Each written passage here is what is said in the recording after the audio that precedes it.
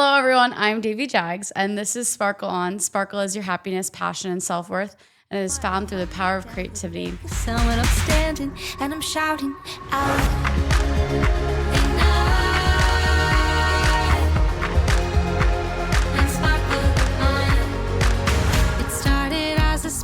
Today, I'm doing another solo episode, and it's because I just kind of wanted to use this time to reflect on not just Sparkle, but I'm turning 30 next week.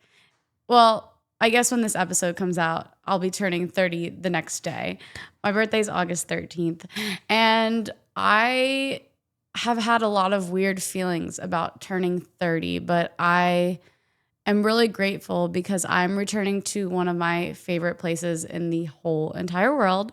I'm going back to Paris, and I wanted to talk about my relationship to Paris and really just open up a larger conversation around place and how that relates to my own creativity, especially in a place like Paris where it's very artistic and romantic, and there's just a lot of perfect things about it, but no place is perfect.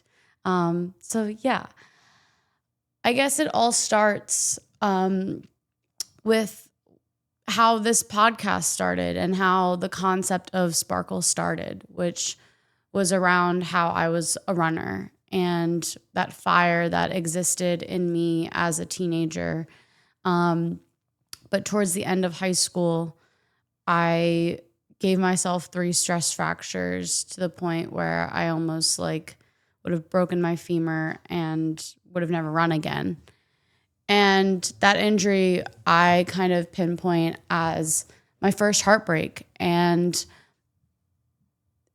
it just was a really weird time, especially going to college right afterwards and competing at the Division I level. But I had this crazy, dramatic, horrible relationship with my high school coaches. And when I did get injured and they didn't need me anymore for a state title or any of the accolades that I would have inevitably gotten if I would have been able to run healthy, I came home just completely lost of my identity at that point. My mom picked me up from school early, which in my household was not a thing. But I think as a family who's always supported my dreams, was devastated in watching me in this heartbreak. And I remember sitting at the kitchen table and I was so mad. They told me I was a liability because, they weren't going to take me to the state championship meet anymore. And I was the type of person back then to not buy prom tickets because I wanted to be focused on running. I built my whole year around this weekend. And I think it's a real testament to when you're young to hype something up so much to the point where your entire world revolves around it. You develop even this sort of limerence for something that you really care about. And in this case, it was the state championship meet. And I remember my mom has had flight benefits my whole life. So we were fortunate enough to fly around the world.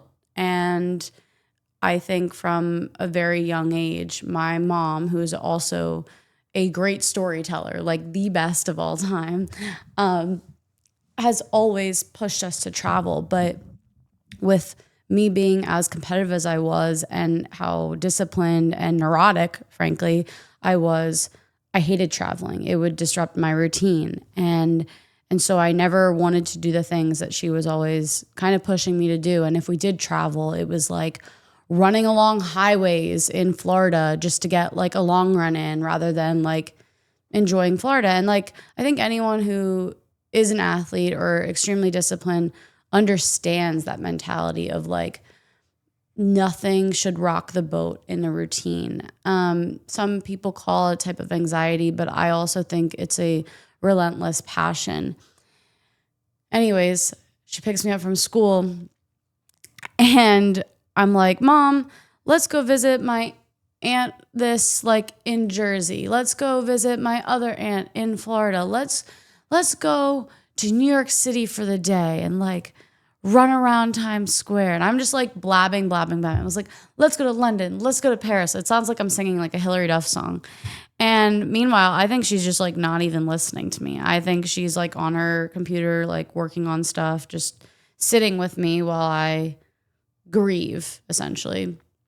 And she turns to me a few minutes later in my little rant, and she's like, Davy, can you be ready in an hour? And I was like, yeah, where are we going? And she's like, Paris. And I was like, what? Okay. And I like run upstairs and I throw a bunch of stuff in my suitcase and we go to Paris. She calls my dad from the road. And that weekend, it was a Memorial Day weekend, we went to Paris. And in some ways, that was my prom. That was, I don't know, it was all these things. And as a little girl, it was just walking around like Versailles and the Louvre and all these amazing places that she was so excited to show me. There's also this like, I don't know, I can't remember if Paris calls it the metro or whatever, but we get off the train and there's this one stop where you come out the top and like the Eiffel Tower just is like, it is literally just like in front of your face. You can't see it from one angle, and it's not like you're walking to the Eiffel Tower and then you see it. Like you literally come up and it's right there. And like I've never seen her so happy in her life to like show me something. And it was incredible. But I remember, okay, so I'm obsessed. I'm obsessed with macaroons, French macaroons. I'm obsessed with Lauderay, but the first time that I tried macaroons was at Versailles, and they weren't Lauderay. And I was like, Mom, what is this amazing dessert? I have to have 17 more of these. So we are walking one day, like on the street, and we see like Lauderay. And it's my first time because they have like the things that look like Christmas trees, like made out of macaroons. And we stop and I'm eating them and she's taking pictures of me and it was amazing. And then all of a sudden I had this like deep melancholy feeling and I stopped eating the macaroon and I looked at her and I was like, I'm sorry, but I can't help but wish I was back in Shippensburg, Pennsylvania, which is where the state championship meet was held that day. And she looked at me like I was crazy. And because I kind of was. And I think that's when Paris held perfection for me. It held escape for me, but it also held this like deep melancholy feeling of what I call in a lot of things in my life, especially through like 18 and through my 20s, were this like the great in between. And that's what it continued to be, I think, up until like now. We went on a boat cruise that night and it was like, we're on the Seine and I remember like holding her expression with me, like recognizing that what I said out loud was a little like unhinged and not like she was mad at me. It was really just like she couldn't see what I saw about like what I wanted and vice versa until this moment on the boat cruise. And I remember just like looking around and I remember seeing people like my age and not much older than me, like just celebrating with each other, like in community and playing music and drinking. And it was a Friday night. And I was like, I think it was the first time I really understood from my mom that there was more out there for me. And it probably was the biggest gift that she ever gave me before going to college, especially like before going to college and competing at the Division I level. But I also think it was the first time that someone gave me permission to be a storyteller and live what it means to live a creative life. My mom's always displayed those attributes. This is like weirdly becoming a Mother's Day episode. But then in college, I went to college in Cincinnati, Ohio, and Cincinnati had direct flights from Cincinnati to Paris, CDG, Charles de Gaulle. And I would go to Paris like I was like literally just going out for a weekend, and it was unhinged. Like really, like Emily in Paris has nothing on Devi Jags in Paris. Like, let's just be real. And it was like the greatest privilege in the world, but it was also chaotic because like I would get there and I would meet my sister there because, you know, she would have spring break and I would have spring break, and like she'd be like, we planned all these Airbnbs, and I'm like, I'm not sleeping at your Airbnb. I will find somewhere else to sleep. I will find a man. And it became this like Davy goes to Paris to chase boys. Davy goes to Paris to escape her problems. Davy goes to Paris to probably not find love, but like she's pretending she is finding love, but like she also is not in the headspace to find love. But I think it was also me trying to figure out what it means to express myself, because like when you're in a new place, you can be anyone that you want to be. They don't know what you've gone through. They don't know your past. They don't know who you've dated. They don't know the bad grades you get in college, like none of that. And so I, in some ways, could be a different character. But I think coming from what Paris represented to me before college was this place of perfection. And then it turned into crazy boy Davy running to find love, and all those stereotypes of like Paris being romantic or Paris is filled with art. They kind of just started to converge as a way to escape into what I would deem as perfection. But it really served, I think, as a through line to my creative work, especially around place and music, because I've mentioned it on the show before, but one of my flings introduced me to my now favorite band, the Counting Crows. It's not like I didn't know who the Counting Crows were. Like I watched Shrek. We all knew Accidentally in Love. Like, but it was being invited into this other world of this Counting Crows ecosystem that I experienced storytelling through. I experienced poetry through. And I think with any of my travels, whether it was on my study abroad trips or anything like that, I think some people think you should go to a place and experience art through all the historical museums and all of that. You should. Absolutely. I'm going to be doing it on this trip as well. And there are profound experiences that you can have in those museums. But what I have found in my own, time is that you don't get much more culture and lessons than when you're literally meeting strangers. Obviously, don't be stupid, be safe, all the things.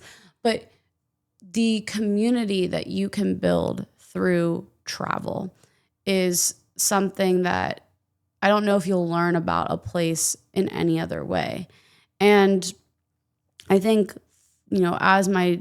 as I went on through my 20s and life got harder, whether it was financially, and I couldn't do those things anymore, and I didn't have the privileges that I used to growing up, it was like travel was so lost from my life. And I know I want to do more of it in my 30s. That's why I'm kind of ringing in this decade with this version of starting again in Paris.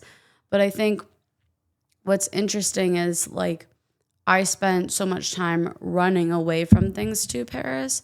And this year I'm going to Paris, obviously not to chase boys, but to commit to my writing in a way that I have never done before. Only there to write, taking a class. And I'm really curious to see what comes out of that experience and what it means to maybe be the balanced version of myself for the first time in my life. The writer side and someone who will still converse with strangers and community and all the things that, take away trying to find romance. It's like, it's a different way of traveling in a way that I've never done before. And I think it's interesting because when I turned 29 last year, it was the first time where my birthday just felt like a death. I like joke and like blame it on my Saturn return because let's be real, that's what it is.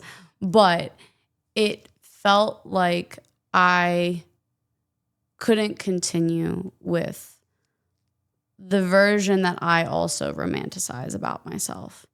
And I think it's not just travel or a place that can force someone to make that realization or make that pivot in their life, but it definitely helps. And so with that being said, I think that for me, I was really, really stressed about turning 30.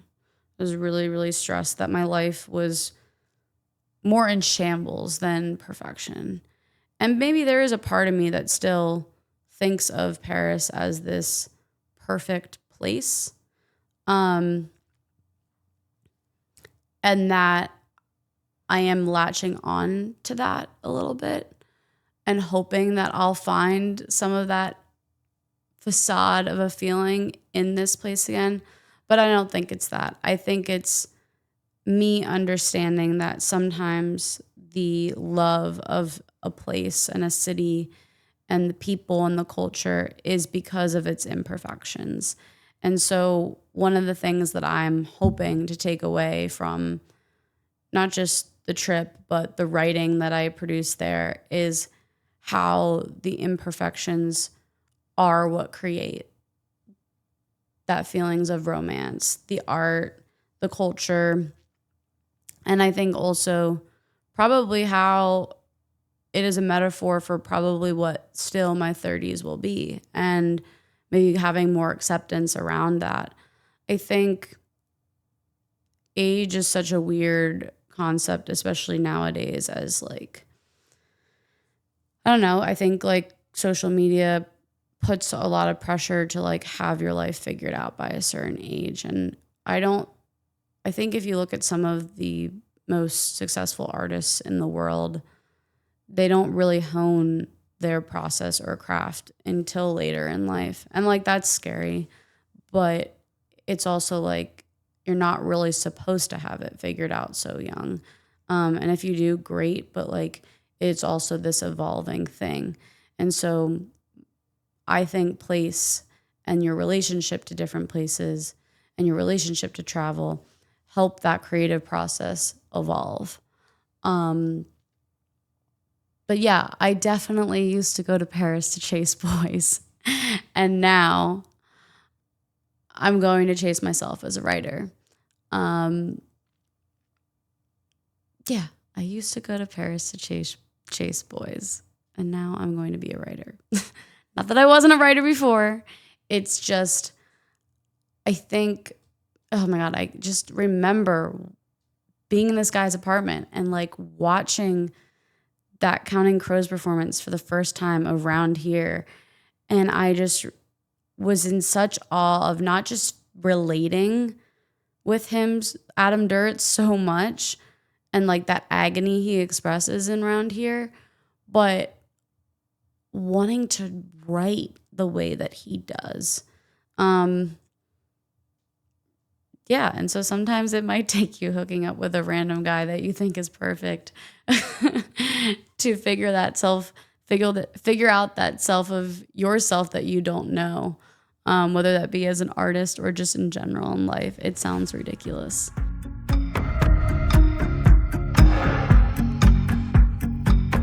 So one of the things you mentioned that you love because of Paris and love in Paris is macaroons. Yes. Is I there love any macarons. other food or beverages that you associate with perhaps a love relationship, or at least the highest quality Rosé. in Paris? Rosé and macaroons. 2 favorite things in the entire world, even though I would love to give up wine and all alcohol indefinitely in my life. Giving up rosé will probably be the hardest, but I thought that way about chicken at 11 years old, and I have been a vegetarian, not having chicken since I was 11 years old. From a romantic perspective, are there things, or should I say, is there anything specifically that you still view Paris as being a place of romantic significance for you, and or an expectation that you have of a future experience to have in Paris that would be under the romantic umbrella? I mean, I would really like for Tom to come to Paris with me one day. I mean, this trip, I didn't really invite him. I said, I'm going alone. And I think that was important for me. And like, if you listen to our other episode about creative independence and what that means, I think that was me exercising that need in my own relationship. But I think ultimately, yeah, I want to put a love lock on the love lock bridge that apparently doesn't exist anymore, but I'll probably still put a love lock somewhere around Paris, and definitely wouldn't mind being proposed to at some point under the Eiffel Tower, but it doesn't need to be the Eiffel Tower. Or just like having like a lot of macaroons and like a decent amount of rosé with my best friend. The Seine, yay or nay, late night dip? No, absolutely not. I'm pretty sure that's not sanitary. They did swim in it at the Olympics. Okay, well, no. I would say maybe like another country that has an ocean that, yes, maybe yes to the late night dip, but not in Paris. Like, that's like, I feel like jumping into the Hudson River in New York City where there's thousands of people that can see you. And again, probably not sanitary. Best late night food option. Okay, I don't Make this a personal story. The one time I went to this one guy's apartment and I didn't go back with my sister and my cousin, and they went back to our friend Carlos's bar and he made them a bunch of nachos. Oh, wait. Oh, shit. Oh, yeah. Okay. Actually, one of the first nights for one of the trips that I was there, oh my God, my cousin and I are so gross. We thought there was a block of cheese in the Airbnb that the Airbnb host left for us. My sister was like, you drunk idiots, that is not cheese. That is a block of butter, and you are just eating this Airbnb host's butter.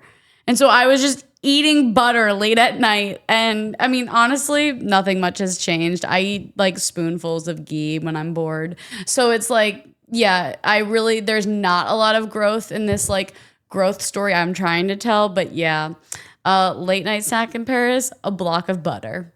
What are your expectations for the writing class that you'll be taking in terms of its connection to the story of Sparkle and the brand of Sparkle, and how you see the next few years and, you know, the business expanding or growing or pivoting into different venues of things beyond just this podcast? I think when I think about my goals for the writing class in Paris and what it means for the growth of Sparkle is that I kind of live in this belief that if I am trying to be the best writer that I can be and having everything about Sparkle revolve around my identity as a writer, everything else will work itself out. and I'm not going to lie, it's been hard to balance, right? Like podcasting is not writing. Obviously, it's storytelling, but this time is explicit carved out time for different projects that I've been working on behind the scenes. And I think it's a designated period where I can understand who I am without any true distractions. In a way, like I said, for the first time in my life, because while I think it's important for artists to ebb and flow, meaning have periods of extreme discipline and then have periods of, enjoying life, it all contributes to that cycle of creativity. And this is a period where, while I was in Paris all those times, living life, going to museums, experiencing different culture and all of that, and being, learning the things that inspired me as an artist, I'm now not being distracted by things like men or even partying the way that I may have. And I think that it's honestly something I've never done before. I've always traveled. I feel like for most of my adulthood years at this point, I've always written, but I've never been in a class other than study abroad. But again, take away the partying. I've never been in a class actually out of my own free will, been focused and been able to experience a city in a new way and by myself in a lot of ways. It's not like I won't be with colleagues and things like that, but it'll just be something I've truly have never done. And I think doing something you've never done will always, in all parts of your life, romantic, business, it will always help those areas grow. Can the listeners expect any sort of content or vlog or anything like that coming out of your time in Paris? Will there be any sort of recap or maybe even a small mini series of clips that they can follow along with you while you're there? I mean, guys, obviously I'm going to be obnoxiously posting about my time in Paris. I think there will be a lot of reflective vlogs and posts, but I think the goal is that I write a lot, and maybe I'll share that. Maybe I won't. I'm not really sure, to be honest with you. I really would like to share places I've never been before and what I take away from all of that, but also how I'm, going into it with this framing and understanding of I've produced 70 episodes now of Sparkle, and I've never before this studied creative process and people. And so there's a certain sort of I always go back to this concept of the author narrator character split. And, like I mentioned before, I would go to Paris and I'd be this other character. And then there's the narrator, maybe the one that did think I was Emily in Paris before Emily in Paris was a thing, and running around and pretending my life was a movie, because that's what you do when you're in freaking Paris. But now it's I'm stepping into what it means to be an author and having this understanding of different activities and walking and reading and all of that I didn't have awareness about when I was young. Now going into it, I think, yeah, maybe there's some essays that I will share, some takeaways, and maybe there'll be even a recap episode. But I think ultimately what would be really cool is an impromptu episode with an artist there. And I don't have anything planned, to be honest with you. And I think interviewing other artists, whether it's just through clips or even an episode when I get there, and just kind of going with the flow, could be awesome. And if that doesn't happen, I'll probably still share my takeaways about other artists' insights. But for now, I'm doing this unlearning around what perfection is in Paris, but I'm also understanding how a place can be such a charge for your sparkle. And yeah, so that's what I'm going to do. I'm going to sparkle in Paris next to the sparkly Eiffel Tower.